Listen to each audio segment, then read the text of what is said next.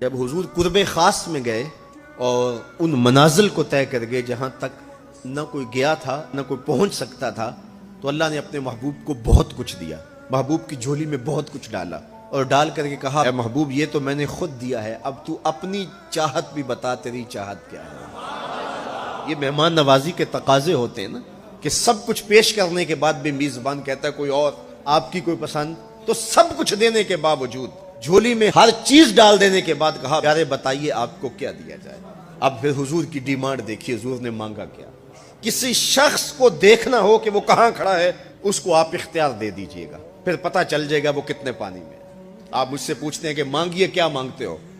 تو میں کہوں مجھے پانی دو تو آپ سمجھیں گے پیاسا ہے، میں کہوں کھانا دو آپ سمجھیں گے بھوکا ہے، میں کہوں گا میرے نام کے نعرے لگاؤ آپ کہیں گے شہرت کا متلاشی ہے، میں کہوں گا اٹھو اور میرے اوپر پیسے لوٹاؤ میں اتنی اچھی تقریر کر رہا ہوں، تو آپ کہیں گے یہ تو بیچارہ غربت کا مارا ہوا ہے، اس کے اندر کی ابھی بھوک گئی نہیں ہے۔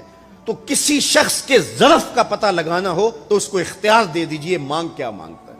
اور مانگنے والے جب کوئی کمال چیز مانگ لیں، اب حضور کو اختیار دیا جاتا ہے، محبوب مانگیے کیا مانگتے ہیں؟ مال و زر مانگا، دولت مانگی، یہ تو قدموں میں رلتے تھے، حضور آنکھ اٹھا کے نہیں دیکھتے تھے، تو پھر مانگا کہا، اے اللہ ساری زندگی میں کہتا رہا کہ تو میرا رب ہے، یہ میں نے غاروں میں بھی کہا، یہ میں نے پہاڑوں پہ بھی کہا، طائف کے بازاروں میں بھی کہا، مکے کی گلیوں میں بھی کہا، برستے پتھروں کے سائے میں بھی کہا، میرے سر انور پہ اوجلی ڈالی جاتی رہی، میں نے سر نہیں اٹھایا اور کہا کہ تو میرا رب ہے۔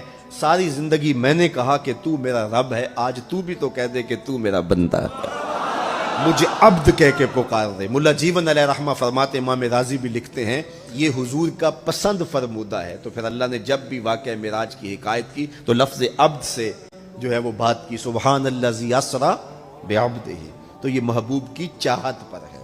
اور پھر عبدیت کا بندے کی طرف سے جو اظہار ہوگا اس کے لیے پھر 50 نمازوں کا تحفہ دے دیا کہ میرے بندے تو پکارتا رہے اور مجھے رب کہہ کے پکارتا رہا، میں تجھے لبیک یا عبدی کہہ کے پکارتا رہا۔ اور وہ 50 نمازیں پھر 5 نمازوں کی صورت کے اندر باقی رہیں۔ حضرت موسیٰ نے تو عرض کیا تھا کہ ایک بار اور جائیے، لیکن میرے حضور نے کہا تھا مجھے اپنے رب سے حیا آتی ہے۔ اب امت کو کیا حیا نہیں کرنی چاہیے کہ 5 نمازیں امت کے لیے رہ گئی، ثواب 50 کا ہی ملے گا، اور معراج کا خاص تحفہ لے کر آئے اور کہا کہ یہ مومن کا معراج ہے، میں تو سر عرش پہنچا ہوں، لیکن تمہارا معراج کیا ہے؟ تم سجدے میں سر جھکاؤ، دیکھنا تمہارا مالک تمہیں کتنا قرب دیتا ہے۔ جب کوئی شخص سجدہ ریز ہوتا ہے اس پہ اتنی رحمتیں اترتی ہیں، اگر اسے پتہ چل جائے وہ سجدے سے ساری نہ اٹھائے۔